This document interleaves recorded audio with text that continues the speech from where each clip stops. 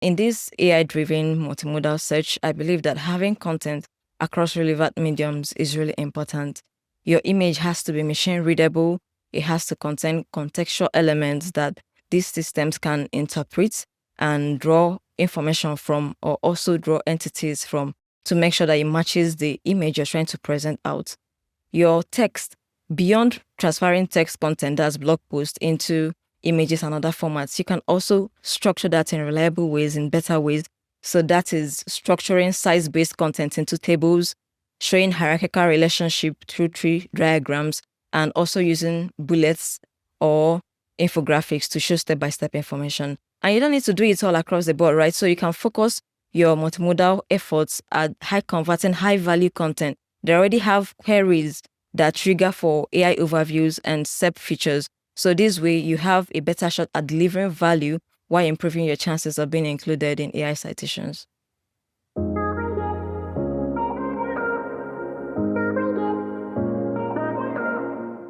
I'm Katherine Nwanorue, and this is SEO in 2026. Katherine, what's your number one SEO tip for 2026?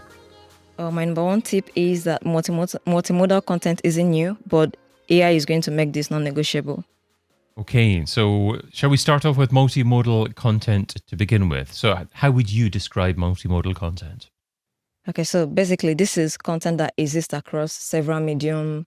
We have audio, video, text, and we also have images. So for many years now, for as much as I can remember, SEOs and marketers have always prioritized repurposing content across several medium. So you create a blog post and you can transform that into video. You can transform that into infographics as well. So that is multimodal content. Great. Okay. So it's content that's not necessarily produced in multi-forms at the same time, but can be produced into multiple forms. Yes, multiple medium, yes. Okay. And where about in general would you say are the best places to publish content in different forms nowadays? Okay, so it depends on the specific things. You basically have a number of queries. Obviously, each businesses have a number of queries they prioritize for that specific business. So it depends on the particular features these queries are literally triggering. So for instance, I've noticed that most of our clients that we initially updated their content, we initially optimized their content for previous step features like feature snippet, people also ask. So I've noticed that most of these clients are also triggering AI overviews. So if you're in a field where your competitors are basically getting citations on AI overviews and you're checking your queries and you're saying that, oh, these people have video search, they have image search, or this specific query is trigger for image searches, then it makes sense to diversify your content into images, videos, or whichever relevant format. You can also start with your own website. Obviously, you can publish this on your personal website, on your brand website. And then for videos, you can obviously host it on well-popular hosting platforms like YouTube. So why do you say that AI search will make this non-negotiable? Okay, this is basically because of the way AI systems handle multimodality. So these systems they are able to process and interpret and synthesize content across different mediums. So for instance, let's say you're looking for a ceramic planting pot. So before you could probably search this, you could text this. If you're on Google search, you could probably just put, or if you're on Google Lens, you could upload an image. But now if you're using something like, let's say AI mode, you can obviously upload an image of this specific item you're looking for, and you can add voice instructions specifying the specific color you need. You don't even need to know what this item is called. You can just upload an image of it and add a text like, what is this code? And you not only get specific relevant results for this, you would also get additional information in different formats the AI system deems more valuable. So for instance, there have been cases where we are seeing, you can put in a query and you're seeing websites being listed, being referenced by the AI. But on top of that, you could also see image carousel and YouTube thumbnails coming out on these searches. And these images that are referenced in this AI mode are completely different from the list of the other websites it had already referenced. So this means that if you don't have content in this specific format, in this specific medium it deems relevant, then you're obviously reducing your chances of being included or being cited in the first place. So you talk about specific formats for those specific mediums. So what are the different ways to optimize for these different platforms? Okay, so for For this, I'm going to place more emphasis on image and text because I believe that the areas we have the biggest opportunities. So by opportunities, I mean many businesses will be really reluctant to invest lots of money into video and audio, except it is their primary medium. They don't see any results anyway in the first place, or they haven't seen results in the first place. So it's going to be hard to sell this to them. So you can start with image optimization first, and as the results come in, you can get that to leverage on getting approval for the behavior optimization. So for the image, we obviously know the basic practices of optimizing for speed, format, and whatnot, but you can take that a step further to optimize for relevance and context. So by this, I mean, we can look at the object in the image, that is the specific elements within that image. We can look at the entities that are associated with your specific image. We can also look at the classification of the explicit nature of the content. So by classification of explicit nature, I mean, if, for instance, you have an infographic or an image for a fashion item and you upload that to, by the way, you can use Google Cloud Vision for this. You upload that to, let's say, Google Cloud Vision to run to get an idea of how this content is classified, and you're getting a classification on medical content. That obviously means that there is a disconnect between the message you're trying to pass and what is classified as. Then for the object part of things, these LLMs interpret not just a specific item, but the relationships between the objects in the image.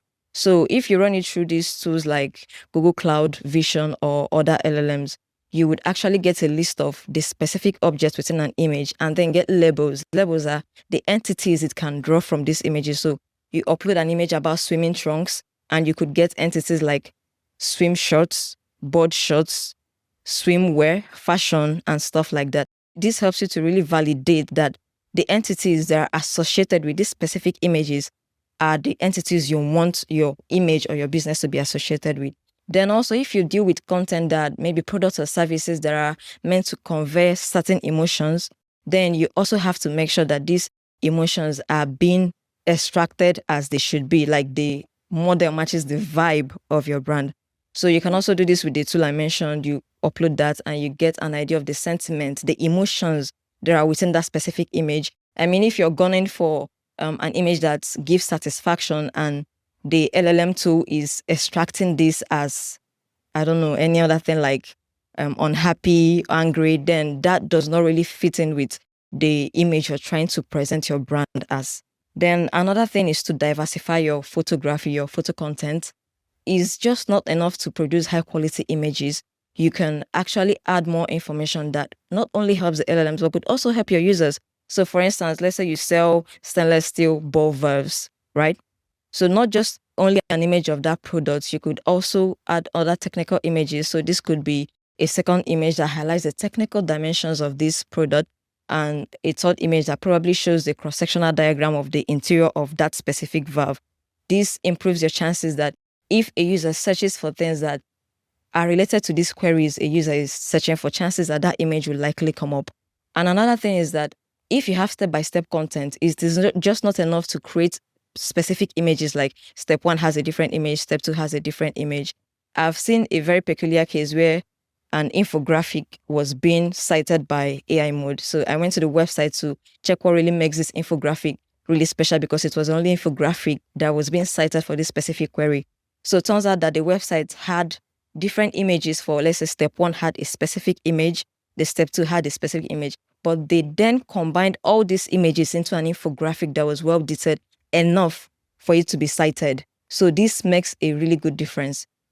So, Katherine, you used swimwear, swimming trunks as an example there. And that what can happen is you can have entities in relation to your particular product.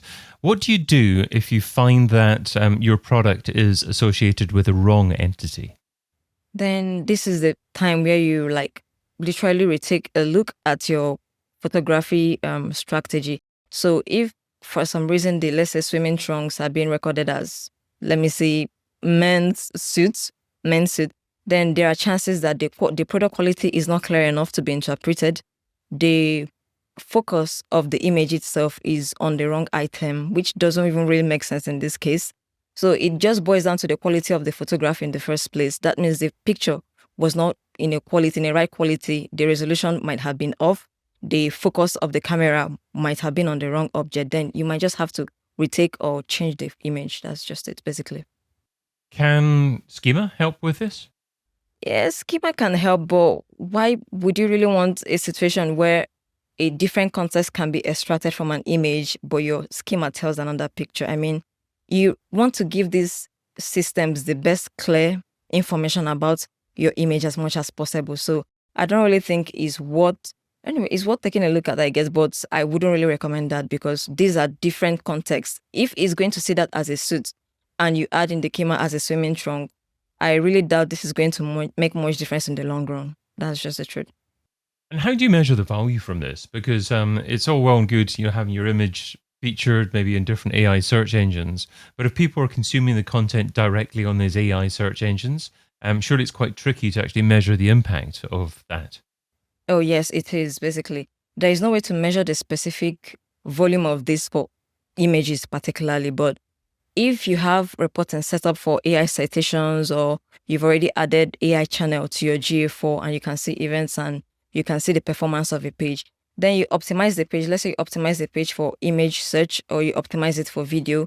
And over time, you're seeing really cool traffic coming from this AI search or events or people coming from this. Then if you really have a great annotation system in place, you obviously know that these optimizations boil down to this. And you can also use tools like SEMrush to see if initially this content probably did not trigger AI overviews or image pack search results. Like I mentioned, there is an overlap currently on those features. I think SEMrush even published a study on it. So there's an overlap on content that has image pack, video, people also trigger AI overview. So if after the optimization, you're seeing these features being triggered, then chances are your optimizations definitely brought in those results.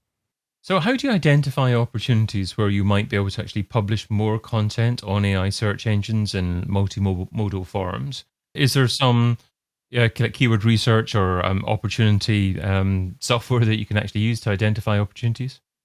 Okay, yeah. So for me personally, I focus on, like I mentioned, the queries, content that has queries that trigger for specific features that I have in mind. So first of all, you can, during your competitor analysis, you can get a look at your competitors' content. What are these specific queries that are bringing in AI overviews for them, image pack for them? If you have content that is related to this, you can prioritize this content based on the highest converting, the high value ones, and you work your way from there. So it could be your competitor is triggering video results or image search or infographic or whatever it is for a particular query. Then you have a content for this that is not optimized for either video or whichever format these AI systems really prioritize. Then that is your chance to definitely take a look at it. And what would you say if stakeholders within a business are saying, look, the vast majority of our search or traffic is coming through Google. I don't want to focus on AI search at the moment. Yeah, but that's the thing. I'm literally also talking about AI mode in this case, AI overviews as well, not just ChatGPT and the rest of them. So it's not just these other LLMs that are off the normal Google search. These are the literal features, the AI features that are within Google, which your audience are definitely tapping into. So if you keep saying, oh, I'm not going to look at this, then that's fine. But chances are these businesses are going to be left behind. That is just the truth. Okay. And do you train businesses on actually how to take advantage of this and actually explain to them why they're going to be left behind if they ignore it?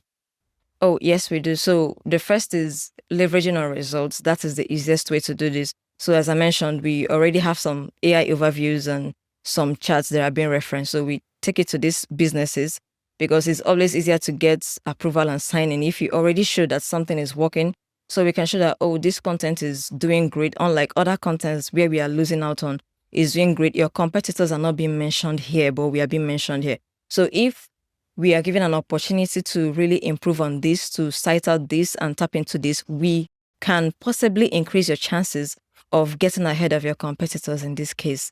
And of course, when that happens, you take a screenshot, you share to them, and they are happy for this. In fact, in some cases, you don't need to go to them for the next stage. They come back to you and like, okay, so what do we do? What do we need to do next to optimize for this AI search?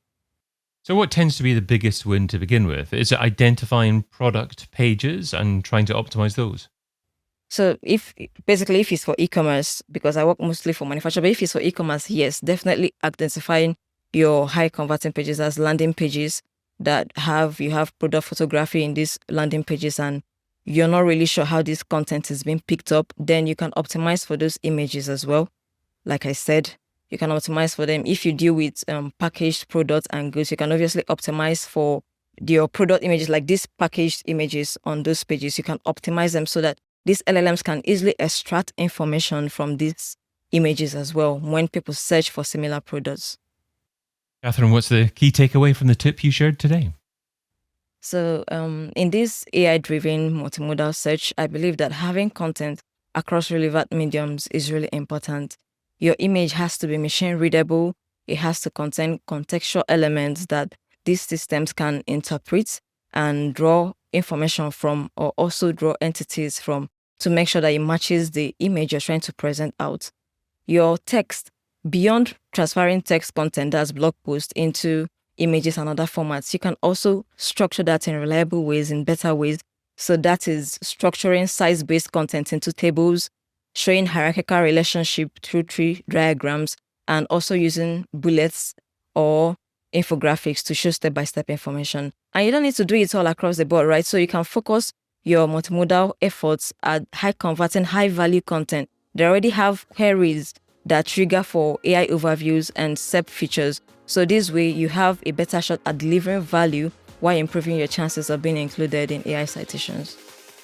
Katherine Nwanorue is an SEO specialist at Fusion Inbound. Find out more over at fusioninbound.com. Katherine, thanks so much for being part of SEO in 2026. Thank you. Thank you for having me. Thank you. I've been your host, David Bain. Get your copy of SEO in 2026, the book, over at SEOin2026.com.